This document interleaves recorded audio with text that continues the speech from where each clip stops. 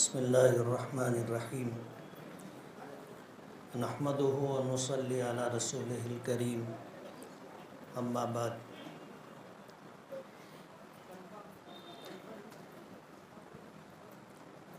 فاعوذ باللہ من الشیطان الرجیم بسم اللہ الرحمن الرحیم انا نحن نزلنا الذکر وانا له لحافظون صدق اللہ العظیم۔ ادارہ حاضہ کے صدر مدرس ذمہ دار مولانا محمد امین صاحب، اس پروگرام کے صدر محترم علماء کرام، حفاظ اعظام، آئے ہوئے مہمان اور عزیز بچوں،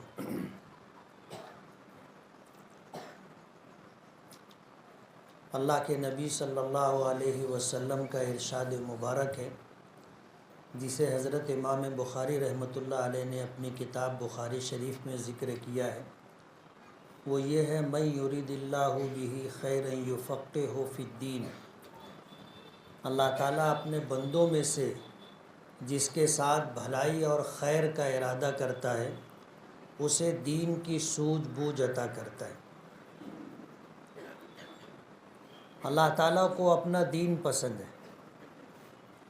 قرآن کریم میں آپ نے پڑھا ہوگا ان الدین عند اللہ الاسلام، اللہ کے نزدیک پسندیدہ دین دین اسلام ہے، اور یہ فیصلہ بھی اللہ پاک کا پڑھا ہوگا وَمَن يَبْتَغِ غَيْرَ الْإِسْلَامِ دِينًا فَلَن يُقْبَلَ مِنْهُ وَهُوَ فِي الْآخِرَةِ مِنَ الْخَاسِرِينَ، کہ کوئی شخص اسلام کے علاوہ کوئی دوسرا مذہب اختیار کر لے تو وہ مذہب اس سے ہرگز قبول نہیں کیا جائے گا اور وہ نقصان اٹھانے والے لوگوں میں سے ہوگا۔ دین کی ابتدا اور آغاز حضرت آدم علیہ نبینا علیہ السلام سے ہوئی، اسی لیے دین تمام نبیوں کے زمانے میں ایک رہا، دین میں کوئی تبدیلی نہیں ہوئی، دین ایک رہا، احکامات آتے بھی رہے، منسوخ بھی ہوتے رہے اور تبدیل بھی ہوتے رہے۔ آسانی سے بات سمجھ میں آ جائے وہ یہ ہے کہ ایک ہے ایمان اور ایک ہے اسلام، دونوں میں فرق ہے۔ ایمان ماننے کا نام ہے اور اسلام کرنے نہ کرنے کا نام ہے۔ ایمان میں جتنی چیزیں ہیں ان چیزوں کو ماننا ایمان ہے، اس میں کرنے والا کوئی کام نہیں۔ جیسے اللہ ایک ہے، اس کو مانا جائے گا، دل سے اس پر یقین کیا جائے گا۔ انبیاء کرام علیہم السلام اللہ تعالیٰ کے بندے ہیں، نبی ہیں، رسول ہیں، اس کو مانا جائے گا، اس میں کرنے والا کوئی کام نہیں۔ قرآن کریم اللہ کی کتاب ہے، فرشتے اللہ تعالیٰ کی نورانی مخلوق ہیں، تقدیر اللہ پاک کی بنائی ہوئی ہے، اچھی ہو یا بری ہو من جانب اللہ ہے، مرنا برحق ہے، مرنے کے بعد دوبارہ زندہ ہونا، اور اسی طرح جنت کا وجود، جہنم کا وجود، ان چیزوں کا ماننا ایمان کہلاتا ہے۔ یہ چیز حضرت آدم علیہ السلام کے زمانے سے لے کر کے آج تک اور قیامت تک رہے گی، اور اسی کا نام ایمان ہے، اور بالفاظ دیگر اسے دین بھی کہتے۔ تو دین میں فی نفس ہی، ایمان میں فی نفس ہی کوئی تبدیلی نہیں ہوتی اور اس میں کمی زیادتی بھی نہیں ہوتی۔ ایمان میں امام اعظم ابو حنیفہ رحمۃ اللہ علیہ کا مسلک ہے کہ اس میں کمی زیادتی نہیں ہوتی۔ جتنی چیزوں کا ماننا ایمان ہے اس میں ایک چیز کا بھی آدمی انکار کر دے تو وہ مومن نہیں رہے گا۔ جیسے کوئی آدمی یہ کہہ دے کہ میں جنت کو نہیں مانتا، اب اللہ کو مان رہا ہے، رسولوں کو مان رہا ہے، قرآن کریم کو مان رہا ہے، آخرت کو مان رہا ہے، اچھی بری تقدیر کو مان رہا ہے، مرنے کے بعد دوبارہ زندہ کیا جائے گا اس کو بھی مان رہا ہے، لیکن ایک چیز کو نہیں مان رہا ہے کہ جنت نہیں ہے، جنت کے وجود کا وہ منکر ہے، وہ مومن نہیں۔ امام اعظم ابو حنیفہ رحمۃ اللہ علیہ کے نزدیک ایمان میں کمی زیادتی نہیں ہوتی۔ اب ظاہر بات ہے جن چیزوں کو ماننا ایمان ہے ان کو مانیں گے تو ایمان والا کہلائیں گے، ایک چیز کا بھی انکار کر دیں گے تو ایمان والے نہیں کہلائیں گے۔ یہ چیز حضرت آدم کے زمانے سے لے کر قیامت تک اسی حالت میں رہے گی۔ اسی لیے امام اعظم ابو حنیفہ رحمۃ اللہ علیہ کا ایک قول ہے کہ ایمانی کا ایمان جبرائیل، کہ میرا ایمان جبرائیل کے ایمان کی طرح ہے۔ مثال کے طور پر 10 چیزوں کو ماننا اور دل سے اس پر یقین کرنا ایمان ہے، تو جبریل بھی ان 10 چیزوں کو مانتے ہیں، میں بھی انہی 10 چیزوں کو مانتا ہوں۔ ایمان کے بعد جسے احکام کہتے ہیں، جسے احکام کہتے ہیں، تعلیمات کہتے ہیں، ہر نبی کے زمانے میں کم و بیش رہی، کم و بیش رہی۔ بعض انبیاء کرام علیہم السلام کے زمانے میں نماز صرف ایک تھی، کسی کے یہاں فجر کی نماز تھی، کسی کے یہاں ظہر کی نماز تھی، کسی کے یہاں عصر کی، مغرب کی، عشاء کی، ایک نماز تھی۔ بنی اسرائیل میں 2 نمازیں تھیں۔ معراج کا وہ واقعہ آپ کو یاد ہوگا، جب ہمارے آقا جناب رسول اللہ صلی اللہ علیہ وسلم معراج پر تشریف لے گئے تو اللہ کی بارگاہ میں تحفہ پیش کیا تھا۔ وہ تحفہ تھا التحیات للہ والصلوات والطیبات، کہ میری تمام قولی عبادتیں جو زبان سے ہوتی، تمام بدنی عبادتیں جس میں پورا جسم شریک ہوتا ہے یا جسم کا کوئی اور ایک آدھ حصہ شریک ہوتا ہے، اور میری تمام مالی عبادتیں جو میں مال کے ذریعے کرتا ہوں، قولی عبادت، زبان سے کی جانے والی عبادت، بدن سے کی جانے والی عبادت، اور مال سے کی جانے والی عبادت، یہ تینوں عبادتیں اے اللہ صرف اور صرف تیرے لیے۔ اللہ کو اپنے بندوں سے کیا چاہیے؟ اللہ بے نیاز ہے، اس کو کسی چیز کی حاجت اور ضرورت نہیں ہے۔ سورہ اخلاص میں ہے قل هو اللہ احد اللہ الصمد، کہ آپ کہہ دیجئے محمد صلی اللہ علیہ وسلم اللہ ایک ہے، اللہ الصمد، وہ بے نیاز ہے، ایسا بے نیاز ہے کہ پوری کائنات اس کی محتاج ہے۔ الصمد کا مطلب ایسا بے نیاز کہ پوری دنیا اس کی محتاج ہے۔ اللہ کو کیا چاہیے؟ کچھ نہیں چاہیے ہم سے، لیکن اپنی مخلوق کی طرف سے اللہ تعالیٰ کو عبادت پسند ہے، اور عبادت مختلف ہوتی، قولی، بدنی اور مالی۔ اللہ کو عبادت پسند ہے۔ جب اللہ کو عبادت پسند ہے تو ہر طرح کی عبادت تحفے کے طور پر ہمارے آقا جناب رسول اللہ صلی اللہ علیہ وسلم نے اللہ کی بارگاہ میں پیش کی۔ اور جب معراج میں ملاقات ہو گئی، واپس آنے لگے، تو اللہ پاک نے 50 نمازوں کا تحفہ دیا۔ کتنی نمازیں؟ آج تو جو 5 وقت کی نماز پڑھتے ہیں وہ بھی 50 کا لفظ سن کر کے تھوڑا سا ہل جاتے کہ 5 کتنی مشکل سے پڑھتے ہیں۔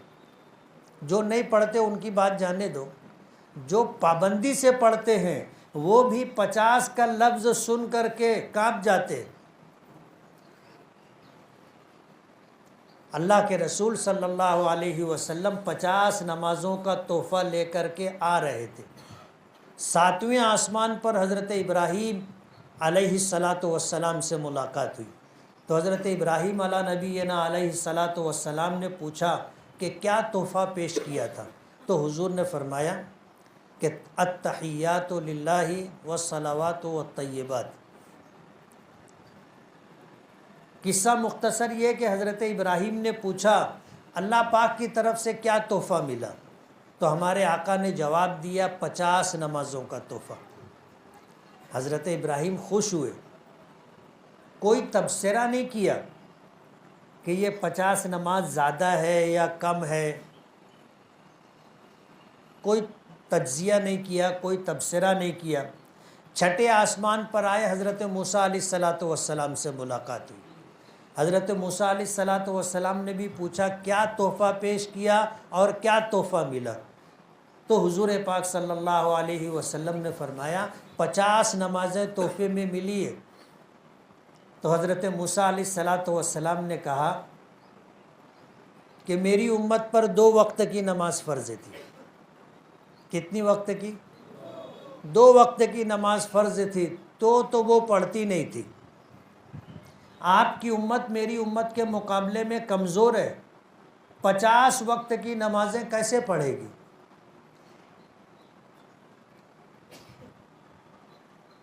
علماء نے پوری حدیث ہے، بہت لمبی، امام بخاری نے بخاری شریف میں ذکر کی ہے کہ 7ویں آسمان پر حضرت ابراہیم سے ملاقات ہوئی. حضرت ابراہیم نے سوال و جواب کیا، سنا کہ 50 نمازیں تحفے میں ملی، کچھ نہیں کہا. حضرت موسیٰ نے پوچھا کتنی نمازیں؟ کہا 50. کہا کہ 2 میری امت پر فرض تھی، وہ پڑھتی نہیں تھی. آپ کی امت 50 وقت کی نماز کیسے پڑھے گی؟ میری امت کے مقابلے میں آپ کی امت کمزور ہے، آپ جاؤ کم کرواؤ.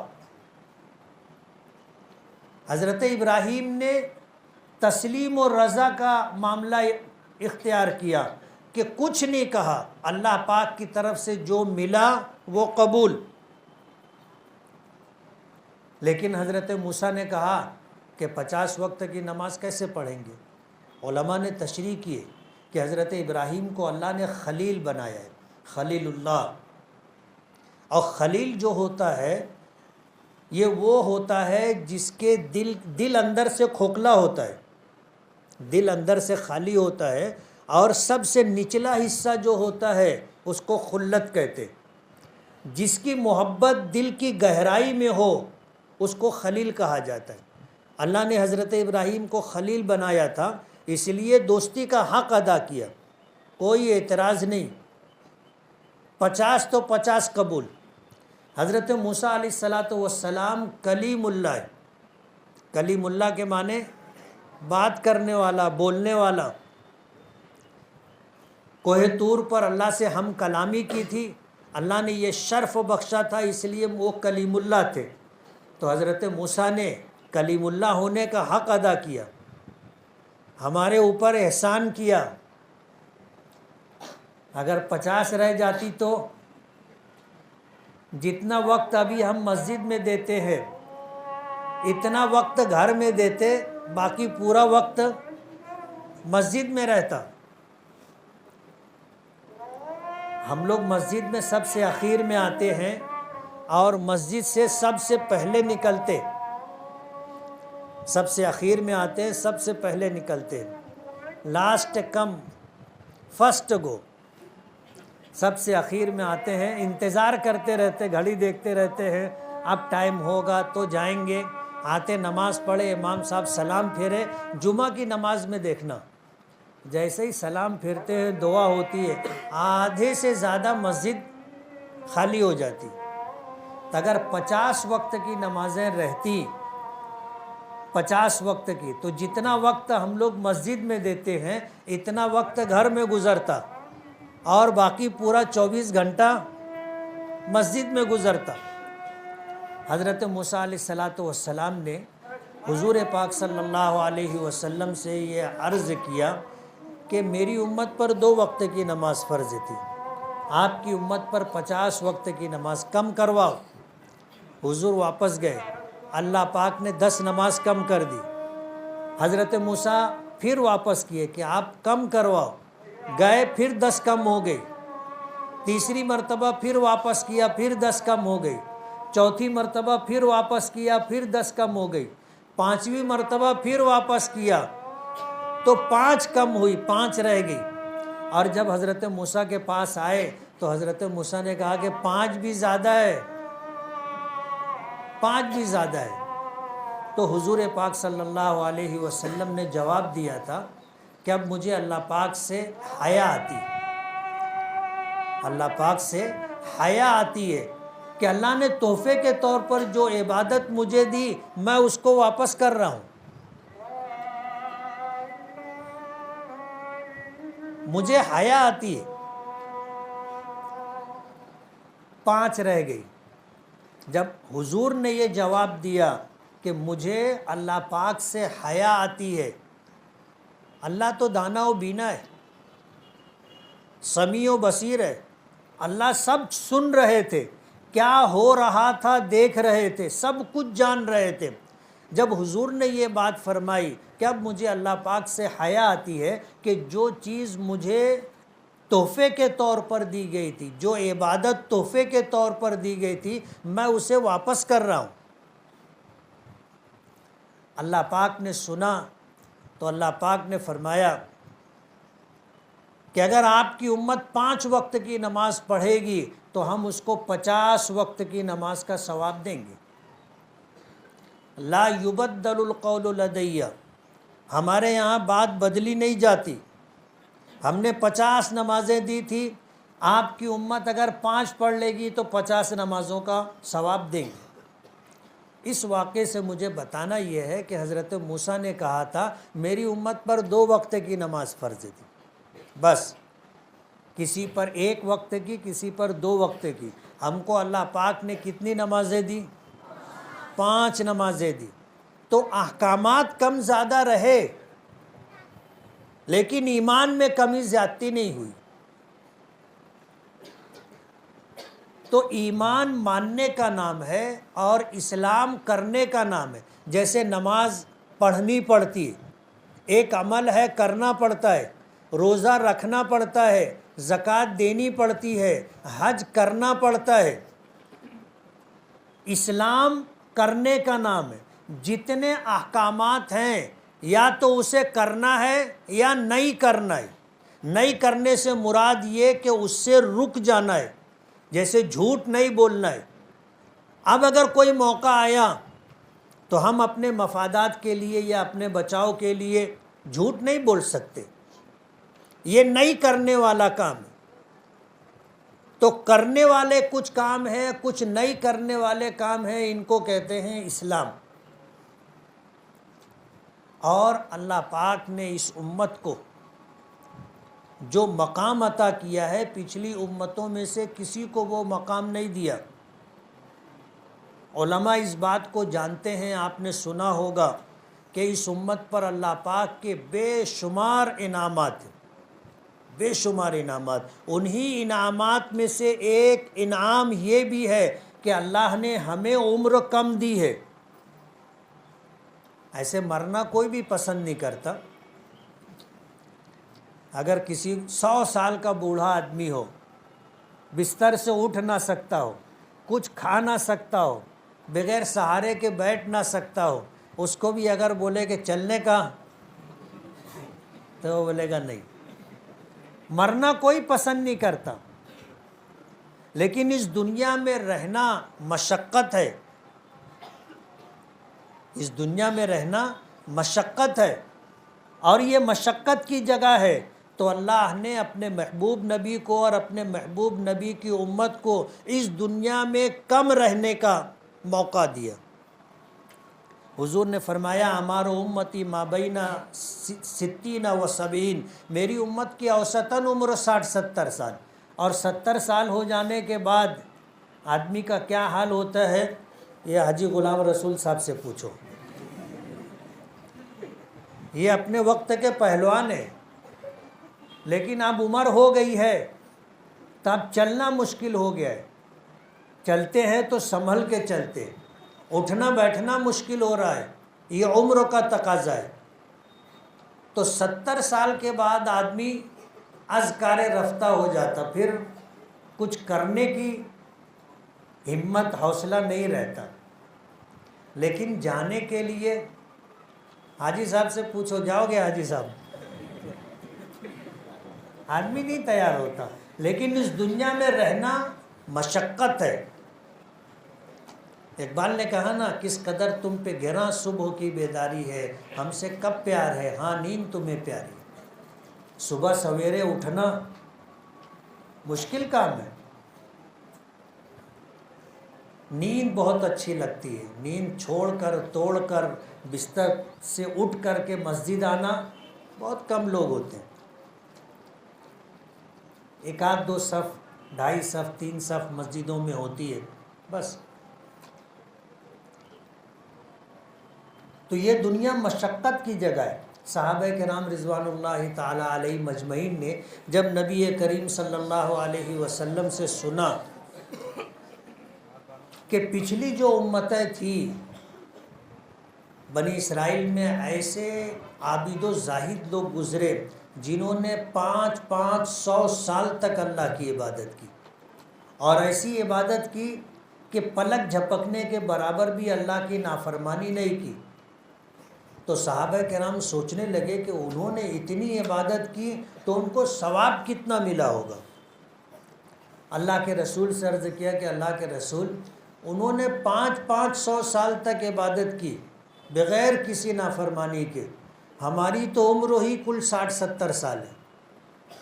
15 سال بچپنے کا نکال دو، 15 سال بچپنے کا نکال دو، اور 8 گھنٹے روزانہ سونے کا نکال دو۔ 24 گھنٹے میں سے 8 گھنٹہ سونے کا نکال دو، بچا کتنا؟ 16 گھنٹہ بچا۔ 8 گھنٹہ کمانے کا نکال دو، بچا کتنا؟ 8 گھنٹے میں ہم کو کھانا بھی ہے، دنیا داری بھی نبھانا ہے، شادی میں بھی جانا ہے، میت میں بھی جانا ہے، بازار بھی جانا ہے خریدی کرنے کے لیے۔ آپ 3 گھنٹہ اس کے لیے نکال دو، بچا کتنا؟ اب آپ بتاؤ، 24 گھنٹے میں سے 20 گھنٹہ ہمارا دوسرے کاموں میں نکل گیا، بچا 4 گھنٹہ۔ اور ایمانداری کی بات یہ ہے کہ ہم جو وقت اللہ کی عبادت میں گزارتے ہیں، اگر اس کو کاؤنٹ کریں تو 2.25 گھنٹہ 2.5 گھنٹہ مشکل سے بیٹھتا ہے۔ اب 60-70 سال کی زندگی میں علماء ایسا بتاتے ہیں کہ ہمارا کل وقت 2-2.5 سال اللہ کی عبادت میں گزرتا ہے، باقی سارا کھانے میں، کمانے میں، سونے میں، دوسرے کاموں میں گزر جاتا۔ تو صحابہ کرام کہنے لگے کہ جنہوں نے 500 سال تک اللہ کی عبادت کی ہے ان کو کتنا اجر و ثواب ملے گا، ہماری تو 60-70 سال کی زندگی میں 2-2.5 گھنٹہ عبادت میں، 2-2.5 سال عبادت میں گیا، تو ہم ان کی کیسے برابری کریں گے؟ تو اللہ پاک نے اپنے محبوب کی دعا پر ہمیں پہلے تو شب قدر عطا کی کہ ایک رات کی عبادت 84 سال 4 ماہ سے زیادہ عبادت کے برابر ہے۔ لیلۃ القدر خیر من الف شہر، اور اللہ نے 5 وقت کی نماز دی، اور ہر نماز پر 10 گنا ثواب، 5 نمازوں پر 50 نمازوں کا ثواب۔ پچھلی امتوں پر ایک روزہ فرض تھا عاشورہ محرم کا، اللہ نے ہم کو پورے رمضان کا روزہ دیا، اور پھر اجر و ثواب بے پناہ دیا نا۔ تربیت کی لائن سے ابھی جو نظام بتایا کہ گھر سے نکلتے ہیں تو سلام کر کے نکلتے، گھر جاتے ہیں تو سلام کرتے۔ میری والدہ کا معمول تھا، ہم لوگ اگر گھر میں آئے اور سلام نہیں کیے تو والدہ کہتی تھی کہ جب چور کسی کے یہاں جاتا ہے تو سلام نہیں کرتا، سلام کرے گا تو کام بڑھ جائے گا نا۔ وہ رات میں گھسا چھت کے ذریعے بولے السلام علیکم، تو سب تو اس کا استقبال کریں گے۔ تو میری والدہ کہتی تھی کہ چور جب گھر میں آتا ہے تو وہ سلام نہیں کرتا، باہر جاؤ سلام کر کے آؤ۔ اور سلامتی اللہ پاک کی بہت بڑی نعمت ہے۔ ہم جو عند الملاقات ایک دوسرے کا آمنا سامنا ہوتا ہے سلام کرتے ہیں، دوسرے مذاہب کے لوگ بھی کچھ نہ کچھ ایک دوسرے کو کہتے ہیں، لیکن سلام سے بہتر لفظ ہمارا سلام کے لیے جو لفظ ہے السلام علیکم ورحمۃ اللہ وبرکاتہ، اس سے اچھا کوئی لفظ نہیں ہے، کوئی جملہ نہیں ہے جو کوئی کسی کے لیے استعمال کرے۔ سلامتی کا مطلب جان، مال، دین، ایمان، عزت و آبرو سب کچھ محفوظ رہے، یہ سلامتی۔ اور پھر اللہ پاک کی طرف سے رحمت اور برکت۔ آپ نے دیکھا ہوگا بہت لوگ سلام کرتے ہیں، السلام علیکم بھی بولتے ہیں، دعا کرنا۔ اب جو آدمی سلام کیا یہ دعا ہے، جب یہ کہا وعلیکم السلام تو یہ بھی دعا ہے، مگر ساتھ میں کہتے دعا کرنا۔ ان کو یہی نہیں معلوم کہ ہم دعا دے رہے ہیں اور دعا لے رہے ہیں۔ تو تربیت کی لائن سے یہ چیزیں جو اس مدرسے میں دیکھنے میں آئی بہت پسند آئی۔ یہ نظام رائج ہونا چاہیے تمام مکتب میں۔ وہ شیخ سعدی نے کہا کہ خشت اول چون حد معمار کج تا سریا می رود دیوار کج، کہ بچپن میں زمانے طالب علمی میں جو بات سکھا دی جاتی ہے وہ آخر تک باقی رہتی ہے۔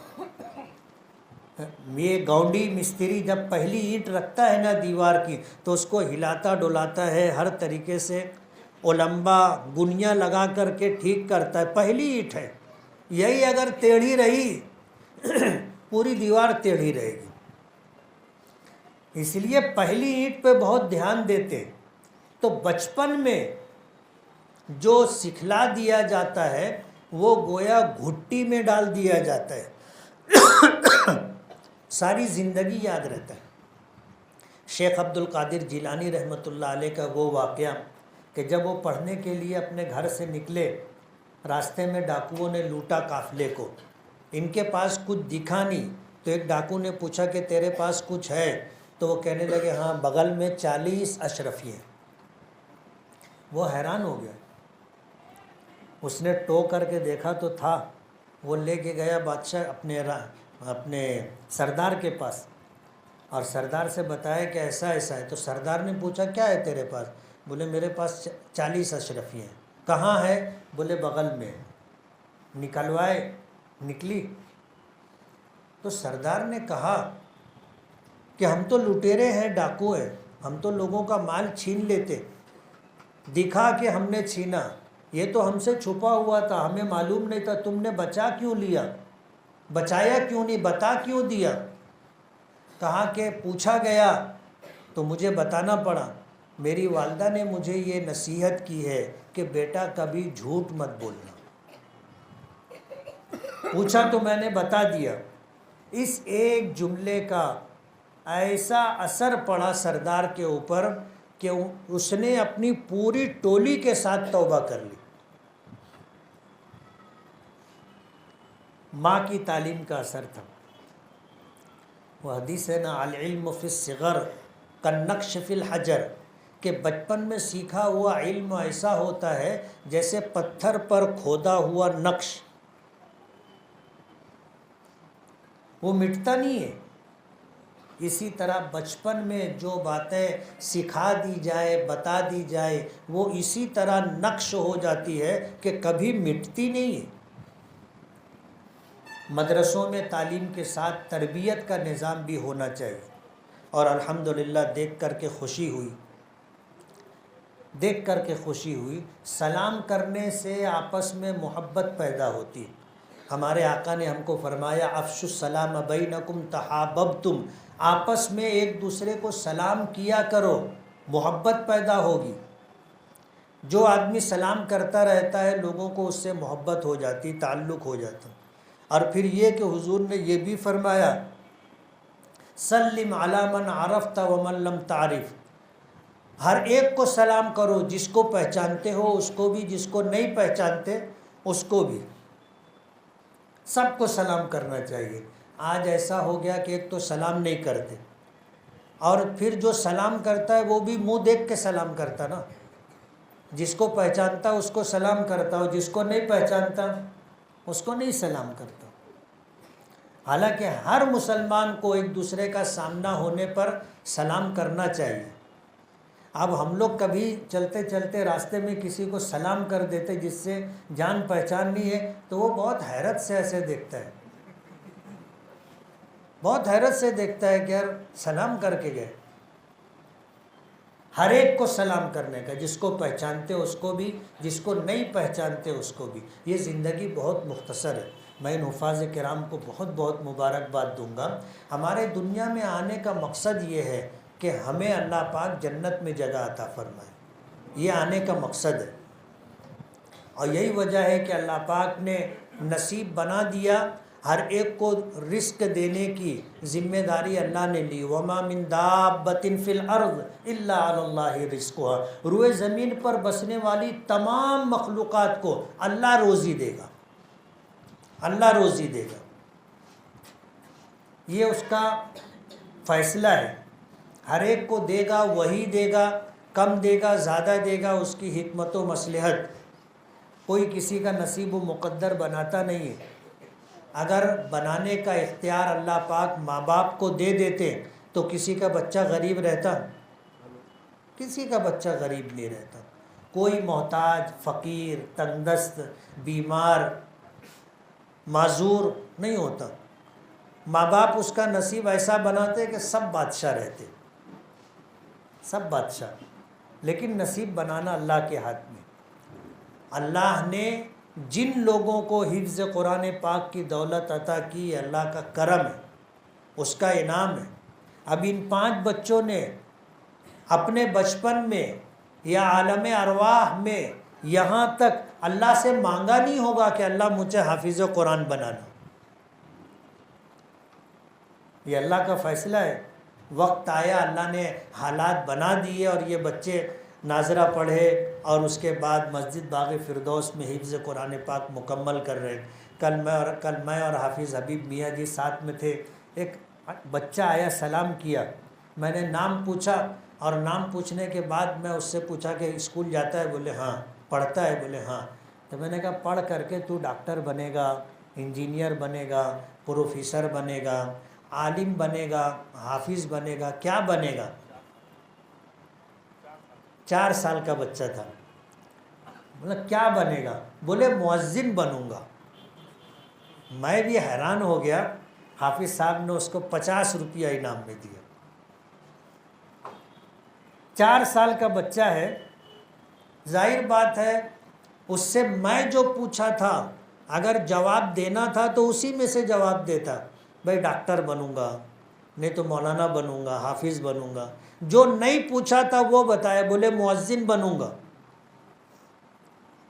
حیرت ہوئی ہم لوگ کو کہ بچپن سے اس کو یہ شوق ہے، بچپن سے۔ پھر بتانے والوں نے بعد میں بتایا کہ اذان سے پہلے مسجد پہنچ جاتا ہے اور مؤذن صاحب کے پاس کھڑا رہتا ہے۔ مؤذن صاحب اذان دیتے، یہ کھڑا ہو کر کے سنتا ہے۔ اس کا ایک ٹارگٹ ہے، اس نے ابھی سے یہ طے کر لیا کہ مجھ کو کیا بننا ہے؟ مؤذن بننا ہے۔ لیکن بہت کم بچے ایسے ہوں گے کہ 4 سال میں ان کا فیصلہ ہو کہ مجھ کو حافظ بننا ہے، یا مجھ کو عالم بننا ہے، یا مجھ کو ڈاکٹر بننا ہے۔ کوئی ٹارگٹ نہیں ہوتا، کوئی پروگرام نہیں ہوتا، بس اللہ کا فیصلہ ہے۔ ان بچوں کو اللہ نے حافظ قرآن بنایا، اور حافظ قرآن کے متعلق آتا ہے کل قیامت کے دن اللہ پاک ان سے کہیں گے کہ میں نے تمہیں حافظ بنایا ہی اس لیے تھا کہ تمہیں جنت میں جگہ دینا ہے۔ حافظ بنایا ہی اس لیے تھا۔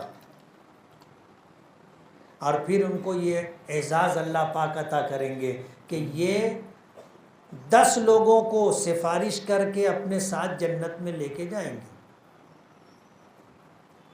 آج تو ایسا ہے اگر کچھ ہو گیا اور پولیس کسی کو لے جا کے پولیس اسٹیشن میں بیٹھا لی، اور آفیسر بھی ایسا ہو جیسا بھی اپنے ڈی وائی ایس پی ہیں، تو پھر کسی کی ہمت نہیں ہوتی وہاں جا کر کے کہ صاحب چھوڑ دو. اور اگر کوئی جا کر کے بولے اور اس کی بات رکھ لی جائے تو اس کا کالر ٹائٹ ہو جاتا نا. بولے ڈی وائی ایس پی صاحب میری بات سنتے ہیں. کل قیامت کے دن جب اللہ پاک اتنے غضبناک ہوں گے کہ اس سے پہلے بھی کبھی اتنے غضبناک نہیں ہوئے، اس کے بعد بھی کبھی اتنے غضبناک نہیں ہوں گے. ایسے موقع پر جب لوگ نفسی نفسی میں مبتلا ہوں گے، جن کی دنیا میں جان پہچان اور رشتہ داری ہوگی، آخرت میں ان کو دیکھ کر لوگ دور دور رہیں گے. یوم یفر المرء من اخیہ وامہ وابیہ وصاحبتہ وبنیہ لکل امرئ منہم یومئذ شأن یغنیہ. اس دن بھائی بھائی سے بھاگے گا، سب رشتہ دار ایک دوسرے سے بھاگیں گے. اور ڈر کیا ہوگا کہ کہیں یہ نیکی نہ مانگے. اتنی محتاجگی اور ایسی ضرورت کا دن ہوگا کہ انبیاء کرام بھی نفسی نفسی میں مبتلا ہوں گے کہ میرا کیا ہوگا. ایسے وقت میں حافظ قرآن کو یہ اعزاز ہوگا، وہ ایسے دیکھے گا، بولے یہ میرے والد ہیں ان کو جنت میں، وہ میرے ماموں ہیں ان کو جنت میں، وہ میری نانی ہے، وہ دادی ہے. 10 لوگ کو ایسے جنت میں لے کر کے جائے. کتنا بڑا اعزاز ہے، کتنا بڑا اعزاز ہے کہ خود بھی جنت میں جائیں گے، اپنے ساتھ 10 لوگوں کو لے کر کے جائیں گے. معمولی بات نہیں ہے. اس کی قدر تو کل معلوم پڑے گی میدان محشر میں، جب آدمی گرمی کی شدت سے اپنے پسینے میں ڈوب رہا ہوگا. اس وقت اس کو کسی کو یہ اعزاز ملے گا کہ وہ 10 لوگوں کی سفارش کرے اور جنت میں لے کر کے جائے. آج چاہے حافظوں کی قدر نہ ہو، لیکن کل قیامت کے دن ان کا سکہ چلے گا. ڈاکٹر کا، پروفیسر کا، انجینئر کا کچھ نہیں، کوئی پوچھے گا بھی نہیں. لیکن حافظ خود بھی جنت میں جائے گا اور اپنے سفارش پر 10 لوگوں کو جنت میں لے کر کے جائے گا.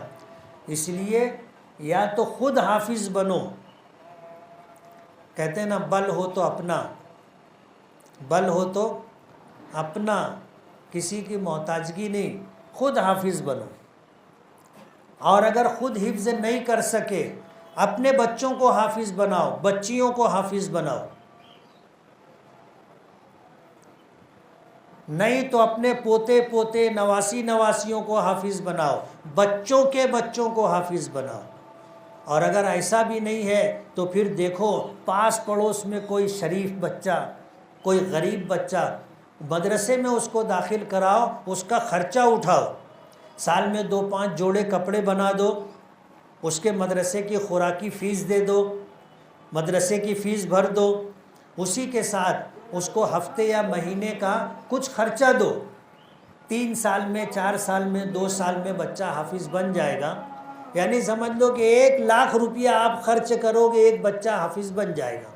اور یہ 1 لاکھ روپیہ آپ کو ایک دن میں نہیں خرچہ کرنا ہے، 2 3 4 سال میں خرچ کرنا ہے. ایک حافظ کے 4 سال 3 سال کا خرچ آپ اٹھاؤ، اسے حافظ بناؤ.